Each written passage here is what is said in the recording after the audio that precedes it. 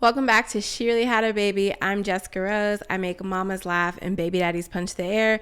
If you've been following along my journey, then you know that I sold everything in my 2-bedroom, 2-bath apartment and took my 9-year-old daughter on a one-way ticket to Costa Rica.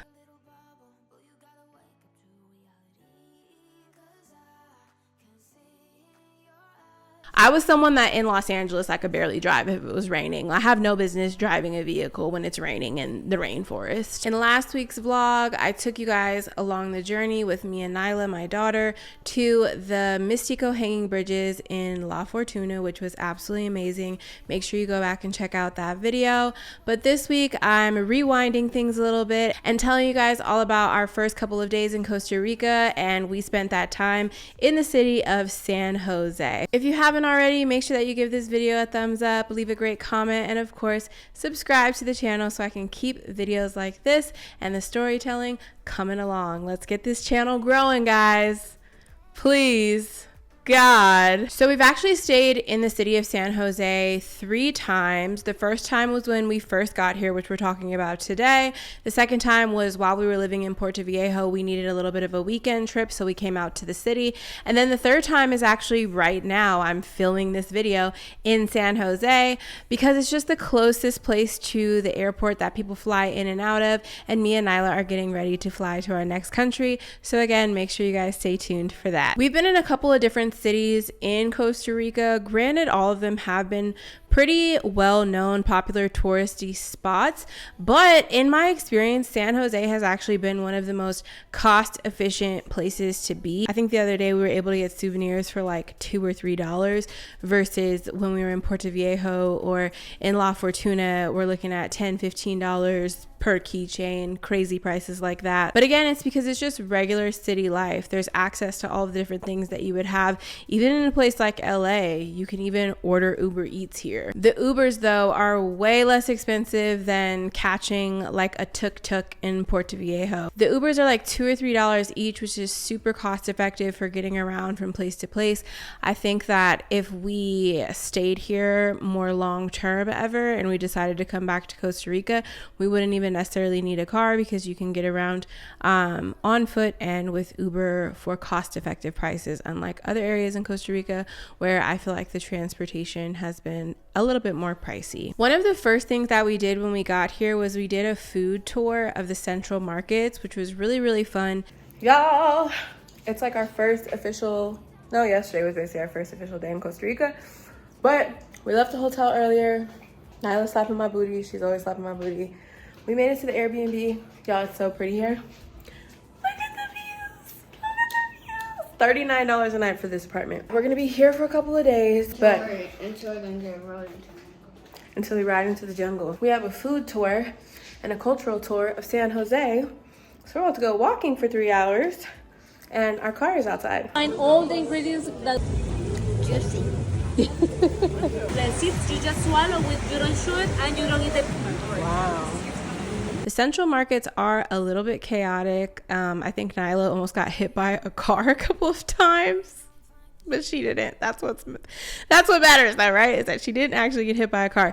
But it's very chaotic. It's super congested. It's busy. It kind of reminds me of like downtown LA vibes, but there's just all different types of really dope fruit markets. So we did a walkthrough guided tour where we tried so many different fruits. We tried this really bomb ceviche. We learned a lot about the markets, and it was just an overall great experience and opened us up to all different types of fruits that we would continue to experience and trying throughout our 3-month stay here. It was kind of like a good initiation into just all of the different palettes and things that Costa Rica has to offer as far as food is concerned, which was really cool. That tour ended at a coffee shop, and it was really cool because we were able to actually go upstairs and make plantain empanadas.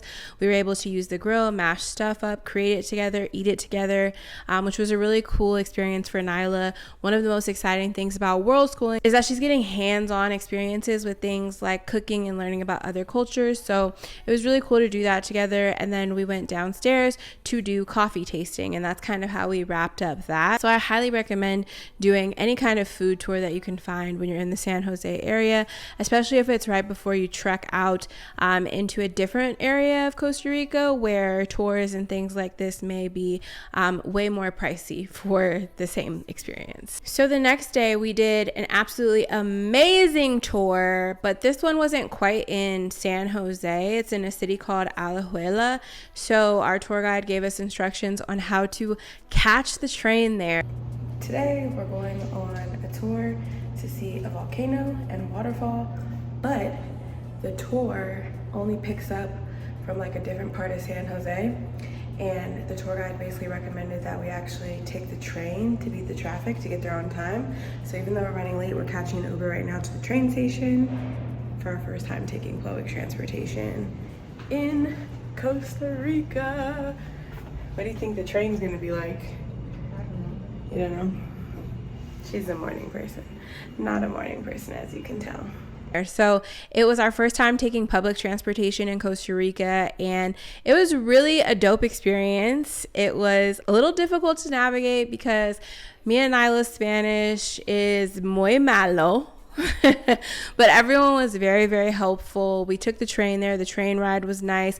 Everyone was super helpful. They just do things a little bit more outdated. Like when you get to the train station, you have to line up and someone kind of like walks up and down the line and takes your money and gives you a ticket. But the ticket is based off of how far you're going. So they have another person that sits on the actual train and at certain stops will walk through and like pull a piece of the ticket off so that they know that you're not trying to go further than how you paid. So the system itself is a little bit outdated, but it works, and we got to our destination and got to experience a train ride, and it was kind of cool to be able to look at San Jose and just the surrounding area while on a train. It was also just way more cost efficient to catch the train than it would have been to catch an Uber, not because the Ubers aren't fairly priced, it was just a longer distance. The tour we did in the Alajuela area started by taking us to this amazing Starbucks. It's actually a coffee farm. It's the only coffee farm that Starbucks has. And even though the chai tea was really nasty, it was just a beautiful location. You could even see this really bomb waterfall from there. So as someone that just loves Starbucks and was all about getting Starbucks at home in Los Angeles, it was a really cool experience. And it wasn't even a part of the guide. It was just something he asked if we wanted to do and check out. And it was only me and Nyla on the tour, which was another bonus. I love when that happens, when you get the group price tour, but it's really a private tour because no one else booked. So we did that before we headed onto the main point of the excursion, which was going to an active volcano. It's called Poas Volcano, and it is an active volcano. The tour guide brought these really cool binoculars. We were actually able to look at the little active eruptions that were happening on the volcano. The hike and the climb there wasn't really that bad. Definitely not the worst of what I've experienced while being in Costa Rica, but the scent, the smell of sulfur was making me a little bit lightheaded and dizzy because it's a really, really strong scent. But it was absolutely beautiful and such a cool experience to do with Nyla. Afterwards, there's this little museum area where you can kind of walk through, and we got to learn about just like what causes and creates volcanoes, the last time that volcano had like a massive eruption, and just some really cool history. It was our science lesson for the day. Why are we like this as human beings? We want to come see stuff any moment. It could just erupt all over us. That's crazy. We came at the perfect time. Yeah, absolutely. After that, the tour guide took us to this really dope restaurant where we had amazing food. I haven't had too many experiences with bad food while being in Costa Rica, but I've also had very few like absolutely mind-blowing experiences with food. I'm excited for our next country because I feel like they're known for having much better food, but you guys are gonna have to stay tuned for that. So after we ate, we did have to take public transportation back to San Jose to get to our Airbnb, but by that time the train was like already not running, so we had to take the bus. So it was a little bit lengthier of a trip, a little bit more uncomfortable. It was giving hot sweaty. The windows on the buses in Costa Rica are insane because they're just huge portals. So I was terrified that Nyla was gonna like fall out the window. Y'all know I have intrusive thoughts constantly, so that's definitely a thing. But we made it back to San Jose. Around that time, the traffic was pretty bad. Traffic gets really insane out here, just like any major, I guess, like city would, whether it's Los Angeles or San Jose in Costa Rica. We spent a few other days here. I tried to find some things to do. I found this place called Coffee and Kids where the food was mid and the coffee wasn't really that good, but it had a bunch of cool little things for like Nyla to play on. I think I did like a live stream while she was playing on like jungle gyms and stuff, and getting a chance to kind of interact with other kids, even though she did struggle with that a little bit at first when we got here, especially if she came across someone that did not speak English. That was about all we really did for the first week or so that we spent in San Jose. I'll make some other videos about our other experiences. Like I said, we've been here 3 times, this one included. I have much more information about the area of San Jose, but I want to stay on the path of kind of like storytelling how we got to exactly the point in which we're at, which is proving to be very difficult to do. Like, storytelling backwards is fun and it's more organized, but I feel like a sense of angst that I'm showing up on social media in other locations, doing other things, and trying to like backtrack the story on YouTube. But we're doing it. We're making it happen. I will say though, the building that we stayed at when we first came out to Costa Rica was called I Freses. I think I briefly talked about this in the first video about coming to Costa Rica, and I really did like the building, but I do think that you have to be particular about the unit that you select and just reading through the reviews, because I picked the same building the second time we came out here and I didn't like it as much as the first unit for the first time that we came. So maybe below in the show notes I'll link the Airbnb that we stayed at for our first time in San Jose, so that if you guys are planning on traveling out here and you want just like a safe, clean, easy access place to stay while in San Jose, you can take my recommendation. We really did enjoy our first couple of days here, despite the first little hiccup with having to stay in the hotel. But I think overall we were just really mentally preparing for what we knew was ahead of us. We've officially ended our stay in San Jose. I've pitched this company called My Pink Bus to basically comp our ride from San Jose to Puerto Viejo, which is about 5 or 6 hours away, in exchange for content. So I'm being real resourceful out here. I'm excited about that, excited about the ride in, and excited about getting to our final destination, which is Puerto Viejo, and settling in to that space and just starting to get used to the things that I know we need to start getting used to. Like, we have AC here. I know there's not gonna be AC there. I've been able to order food still, like this Starbucks. Not gonna be able to do that, so much so. There's just less convenience on the Caribbean side, but a part of that is like what I need and what I'm looking for. So I'm packing everything up. Nyla's still knocked out.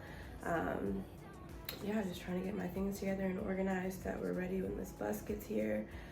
And can't wait to take you guys along the journey. It's been a really fun time in San Jose. We've been here for a couple days. We extended a day longer than I thought that we would. We had a rough entry with not being able to check into the Airbnb right away and being so tired and having to get a hotel. But we've had a good time. We went to Central Market. We've explored the public transportation out here, the trains, the buses. We went to the Poas, Volcano. We went to this beautiful Starbucks. It's the only Starbucks farm in the entire world. We checked that out. That was really cool.